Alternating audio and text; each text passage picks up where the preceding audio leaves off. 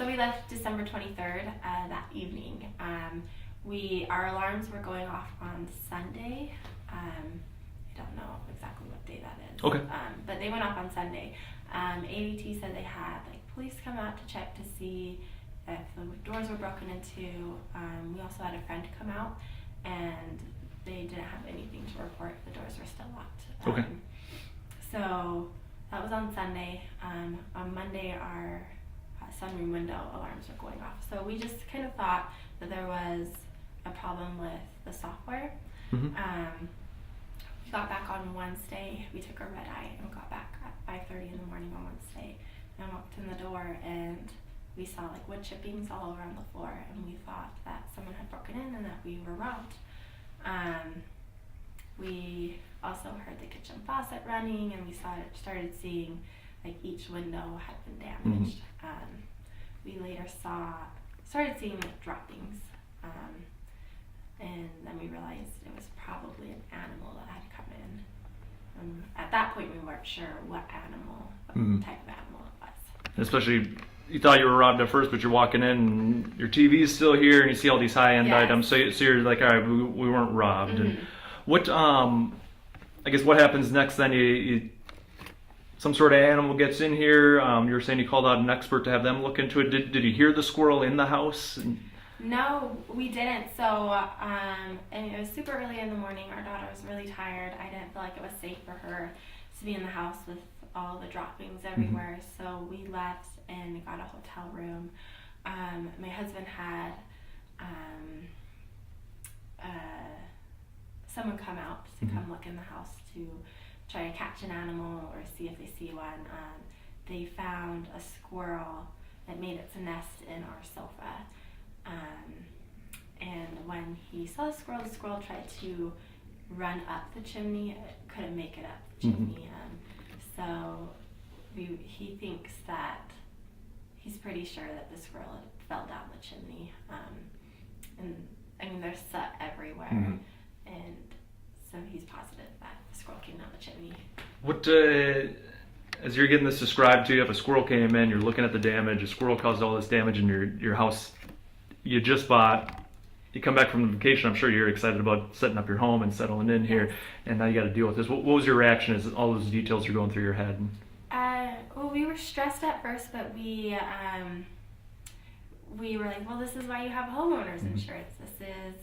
It's in situations like this why we have Mercury insurance and why we have homeowners insurance. And so we weren't too stressed. The stress and overwhelmingness started to settle in when we found out our claim was denied, all due to legal jargon and the definition of a rodent and a vermin. And what, I guess, elaborate a little bit there for me. So your husband talks to the insurance company. Was he talking to him by email or on the phone? And sort of what was the description that was given there?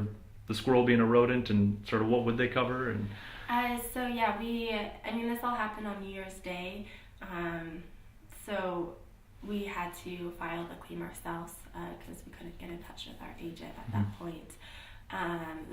The adjuster called us on January 2nd because they were open on January 1st. And over the phone, we were told that they deal with squirrels all the time and that he couldn't give us a definite answer, but he was positive that we would be covered and that he would pay for 2 weeks in the hotel. He told us to go ahead and get the house cleaned before he came out, and we didn't feel comfortable at that point to get it cleaned before he saw it. Yeah. So he came out and he then denied our claim and said if it were a raccoon that had done the damage, it would have been covered. But since it was a squirrel, since we saw a squirrel, caught a squirrel, and he's seeing squirrel droppings, that they won't cover the damage. What were your and husband, I guess, after he leaves, what's the discussion that you guys are having? Sort of, is it, if that's what the policy says, that's what the policy says, or this is unbelievable? Sort of what's your reaction to that description? We feel like it's not fair. We understand why sometimes rodents aren't covered under insurance policies because they consider it a maintenance issue. Like if we had an infestation of squirrels because we weren't maintaining our home, but that wasn't the case with this. This was more of a freak thing that happened. We feel like it's not fair. Insurances should make exceptions to things, and it shouldn't just be black and white. We feel like Mercury Insurance should make this right and be able to allow appeals or make exceptions to denied claims. So what do you all have to do now? Obviously, you got to get it cleaned up. You still want to live here. It's still your house. You put a lot of money into it, I'm sure. Do you guys have an idea as far as like the bill goes? Have you had someone out to look at the damage yet and give you an estimate to make things right? And the adjuster came out and he wouldn't even give us an estimate as to how much it would cost to fix everything because the claim was denied. We did have people come out and give us an estimate on how much it is going to sanitize everything, because squirrels can carry rabies. We don't know if the squirrel had rabies, but we have a 9-month-old daughter. We want to be safe, and just to sanitize it is $2,000. Not even to fix any of the damage, but just to be able to get back into the house and to have it be safe is well above our deductible. And so we do know just to clean it and to have it sanitized is going to cost us $2,000, plus additional costs to clean our headboard that the squirrel had soiled all over, and like the sofa, if that's even salvageable, and the rug.